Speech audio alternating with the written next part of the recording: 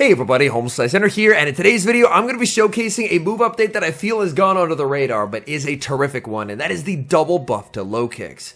Lokix fast move Sucker Punch got the same stats as Counter has last season, and its charge move Trailblaze got significantly cheaper. This means Lokix now has one of the best fast moves in the game, gets same type attack bonus on it, and can cheaply boost that damage with Trailblaze. While Lokix is still a glassy Pokemon, this means it has some insane sweeping potential and ability to just absolutely shred through teams. So without further ado, let's hop into the matches. Hopping into the first match, picking up a tricky lead, leading Lokix into Malamar. This can only be a superpower. It was 11 side waves, so I will commit the shield. Opponent is going to switch out into Azumarill, and let's start boosting with Lokix. Lokix fires off the Trailblaze. That does super effective damage to the Azumarill. Lokix continuing the farm. Able to make it to another Trailblaze. This will be able to knock out. And after this second boost, look at the Sucker Punches. Keep in mind, these are resisted Sucker Punches, and they're about to start shredding through Azumarill. Azumarill's health getting torn to shreds by these Sucker Punches. I'm at a third Trailblaze. Opponent is going to let that go. Down goes Azu. In comes Malamar. Look at the Sucker Punches go. Oh my goodness. Lokix basically getting rid of two Pokemon by itself. In the back is Dunsparce, and I should be in a pretty good position here. Unfortunately, I throw on atrocious timing there, giving them an entire rollout for free. I'm really not used to seeing rollout as a fast move because for a while, obviously, we weren't seeing rollout Pokemon. The rollout fast move, the animation is delayed by a turn, so if you try and go off the animation, you're going to end up throwing on alignment. So you really need to go off your own energy to make sure that you're still throwing on good timing. Here, I'm going to switch to Dunsparce. Opponent's win con is aggressive switch to the Malamar and try and outpace to the superpower, but they get outpaced by one singular turn. Joran KOs, and they resign the match shortly thereafter. We move to the next match, leading Lokix into Clodsire. Clodsire has Stone Edge. Stone Edge inflicts massive damage onto Lokix, probably going to one-shot it. But look what happens in the 2-shield here. Lokix is a really scary Pokemon when it can get boosting and when it has shields to hide behind.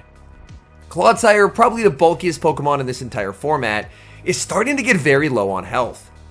Clodsire going to be firing off the Stone Edge. I can shield, farm all the way down to Sucker Punch, and exit with double boosted energy. Opponent is going to bring in Jumpluff. This is the non-Shadow Jumpluff. Jumpluff already a very bulky Pokemon. Double boosted X's are massive damage to that Jumpluff. They're forced to fire off the Aerial Ace just to get rid of the boosted Lokix.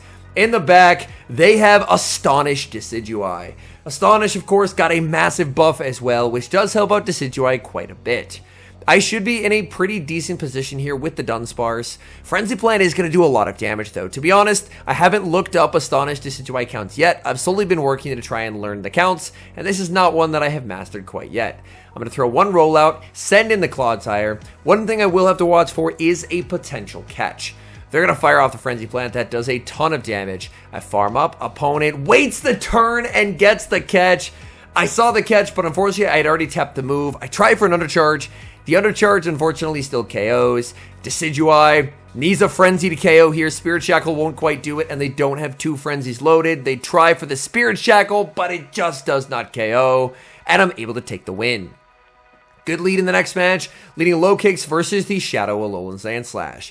They're Powder Snow, which does make this matchup worse for Lokix. Lokix, of course, would prefer that they were running the resisted Shadow Claw.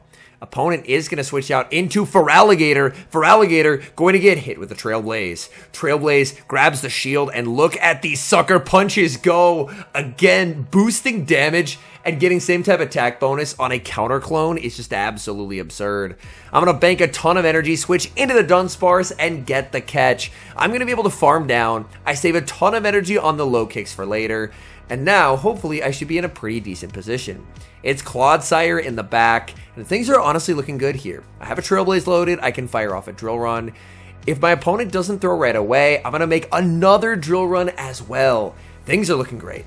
Drill Run actually gets the shield from the opponent, and they should basically be in Earthquake range, which is good. They're going to be able to fire off the Earthquake, which picks up the knockout, and now I can bring in my own Claude. Opponent is going to switch out into Sandslash. Sandslash Going to be hit with a Stone Edge. Will Stone Edge be enough to knock out here? It does not. I switch into the Lokix, but I forgot about all the energy that I had. I throw away the energy, and now I desperately need their Clodsire to be in Earthquake range, because if it's not, then I've just thrown this game. Clodsire is going to fire off the Quake. That does massive damage. This is going to be really close. Come on, Clodsire. Knock out this opposing Clodsire. But they hang on. And with a fraction of HP remaining, they're going to be able to make it to the Earthquake, knock out my Clodsire, and I lose an extremely winnable game. Picking up a decent lead in the next match, Lokix versus Shadow for Alligator. Lokix can just 2-shield through this. You are going to want to throw the Trailblaze before they get to their second Hydro, but you can 2-shield through it, so you're down a shield, but you exit with energy. Opponent save switches into a Wigglytuff, hoping for a potential catch, but they do not get it. Instead, they're answered with a Clodsire, and Clodsire is just absolutely nightmare fuel for Wigglytuff. Wigglytuff is going to fire off the Icy Wind, but I'm going to get a really nice farm down here. Icy Wind, not going to do a whole lot. I get farm, I leave with energy, and this energy can threaten the Feraligatr. Opponent sends out Umbreon. Umbreon going to be hit with the debuffed Earthquake. Earthquake, not going to do a lot. I'm going to farm up. Let's try and go for a catch here. We get the catch and the sneak onto Lokix. And let's see what Lokix can do. Lokix now in a position where it successfully absorbed the Umbreon's energy, and I can start spamming out these X-Scissors. X-Scissor is going to be shielded. I'm already at another X-Scissor. Go, Lokix, go.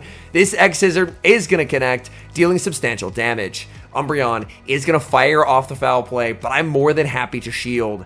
I'm looking to farm up. Go for the X-Scissor before they make their next move. Are they really willing to double shield an Umbreon? The answer is no. They're going to let it go. In comes Feraligatr. Feraligatr is going to fire off energy, but at this point, Lokix has done its job. Lokix, if you give it shields, is so good at clearing out multiple of your opponent's Pokemon. And the fact that Feraligatr Clodsire core is the most common core, and it can beat both in the 2s, means that, in my view, it honestly has a lot of play right now. I could definitely see Lokix emerge as a part of a quote-unquote toxic team later in the season, just because it's so good at forcing alignment. Same leads as last game, Lokix versus the Shadow Feraligatr. Feraligatr is going to strike first with the Hydro, and again, I'm more than happy to shield. Last opponent ended up switching out here. This opponent is choosing to stay in, so I may as well boost up my attack. Let's go for the Trailblaze. I'm going to have to double shield and farm down, but I leave tremendously healthy and boosted, which is very, very scary for opponents. The Hydro Cannon will be shielded up. Opponent is going to switch out into their Clodsire, and I'm going to fire off the Trailblaze. This is before they make the Stone Edge, so I will be able to switch out into the Dunsparce, but somehow it's Charge Attack priority. Did I miss a Poison Sting? No! They're running Sludge Bomb! Oh my goodness. That is really unfortunate for me. I fire off this Joran instantly because I thought it would KO. This is just inexperience with the meta. Obviously, big changes. I should have thrown that on good timing. The Earthquake is going to connect. I'm going to try for a rollout farm down, but because I threw on bad timing earlier, they make another move. So my poor mechanics come back to haunt me in a massive way. Claude is eventually KO'd. In the back is Shadow Sableye. They have a very obvious one-in catch onto the Feraligatr, but realistically, I don't have an amazing way of getting rid of the Gator. So I try and go for an undercharge, but I click too many bubbles, so it is going to end up KOing, and now I'm in a tough spot where I need Clodsire to try and clutch for me. Shadow Sableye can output a tremendous amount of damage. Foul Play will connect. Yeah, even against the bulky Clodsire, that does a lot. I go for the Stone Edge because, of course, I know that I'm going to need 2 Stone Edges to pick up the knockout. Opponent fires off their energy. If I survive this, I can win this game. Foul Play. I tank on 1 HP. Had my opponent done one more Shadow Claw and CMP tied, I would have lost. But they threw one early, and I barely hang on, and by the narrowest of margins, take the win. Lokix versus Shadow Magnezone. Good lead for Lokix. Opponent is going to send out Goodra. Look at the Sucker Punches go. And I Sucker Punch it into a range where I can go for a Drill Run and then a Rollout Farm Down. I'll fire off the Drill Run at the Goodra. Goodra actually ended up tanking that better than I thought. I was a bit worried about a Draco Meteor, but I know Dunsparce is very bulky. It only ends up being an Aqua Tail, thank goodness, because I can tank multiple Aqua Tails. I'm not worried about that whatsoever. So the Aqua Tail number 2 is going to connect, and I get a very nice farm down. Opponent is not in a position where they can send in the Magnezone, because Magnezone would get one shot. So they're forced to bring in Azumarill. Azumarill gonna get chipped with a Drill Run, and now we're back to Lokix time. Lokix gonna fire off a Trail Blaze at the Azumarill. Trail Blaze is gonna be no shield, and that does a lot of damage. In comes the Magnezone. Magnezone now gonna have to deal with a boosted Lokix. You know what? Let's make it a double boosted Lokix. These Sucker Punches going to shred through the opponent. I decide to let this go as they go for the Mirror Shot, thinking in the moment that I can just farm this down. However, this season, Poison Sting instead of Mud Shot means it's actually really awkward to try and farm down a Magnezone. Considering how many ground types are in this meta, I think it's really tough to run Magnezone, but one thing that Magnezone does have going for it is with Poison Sting on Claude, Claude's going to have a terrible time farming down. They do get the Mirror Shot debuff, but unfortunately, it's kind of just too little too late at this point. They can bring in the Azumarill. I'm just going to stay in. Even when debuffed, Earthquake will still do a solid amount of damage. Earthquake will connect onto the Azumarill, and my opponent at this point realizes that it's over. I farm down with Dunsparce, and I take a win and a 2-shield flex as well. Great lead in the next match, Lokix versus Gastrodon.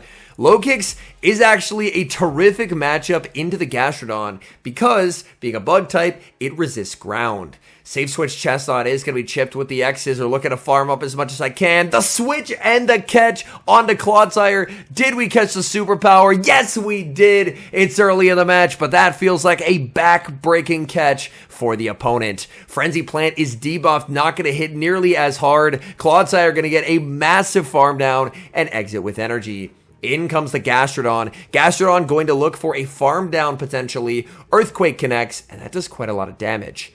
Gastrodon gonna try for the farm down. Gastrodon realizes that it was not going to make it, forced to go for a Body Slam. I can bring back in Lokix. In the back is Drapion. I'm feeling bold. I am trailblazing a poison type, and they shield. Let's go, Lokix. Opponent is going to be spamming on Aqua Tails here. Lokix, very glassy, will have to respect them. But now that I'm boosted, I think an X-Scissor can probably just KO this Drapion. And if not, then I can Sucker Punch it into X-Scissor range. So now I'm in a position where Lokix can sweep. Lokix shields up the Aqua Tail. I'm going to win the CMP tie here, opponent, with a nice catch, catching onto the Gastrodon. But unfortunately for my opponent, it's just too little too late at this point, as the Drapion is just getting torn to shreds by resisted Sucker Punches.